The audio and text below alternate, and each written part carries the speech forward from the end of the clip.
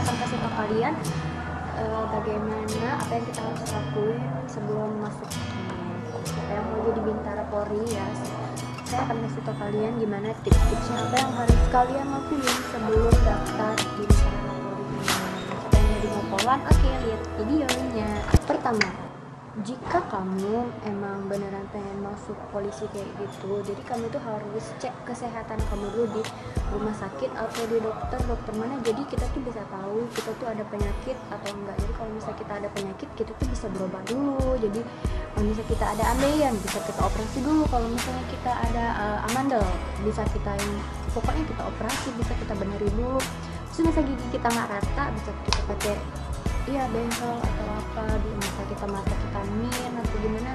Jadi pokoknya intinya tuh cek kesehatan. Yang kedua, jadi kalian tuh juga harus latihan sedikit ya.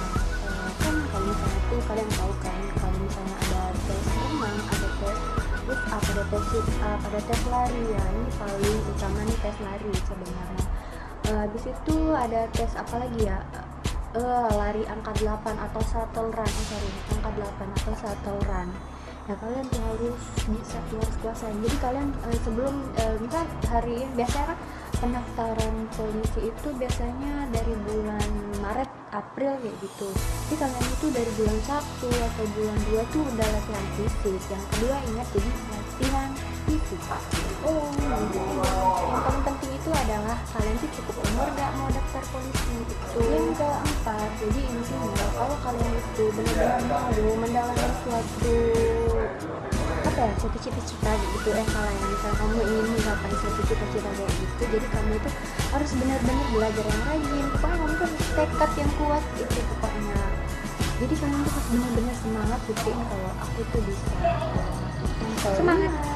Yang paling penting itu adalah kamu harus tahu tinggi badan kamu itu berapa. Jadi kamu itu harus tahu, misalnya kalau misalnya buat cowok 163 yang digitnya, kalau kamu itu tinggi badan kamu yang cewek, buat yang cowok 160 itu minimal.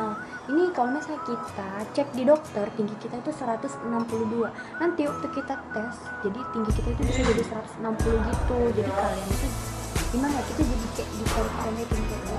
Itu sebenarnya emang biar nggak ada yang curi-curi tinggi badan gitu sebenarnya, bukan maksud mau eliminasi atau apa gitu. Sebenarnya kita itu harus punya cadangan. Misalnya kita 165, pasti kita dihitungnya jadi 163. Jadi kita tuh harus cukup tinggi. Mungkin tips dan trik dari aku.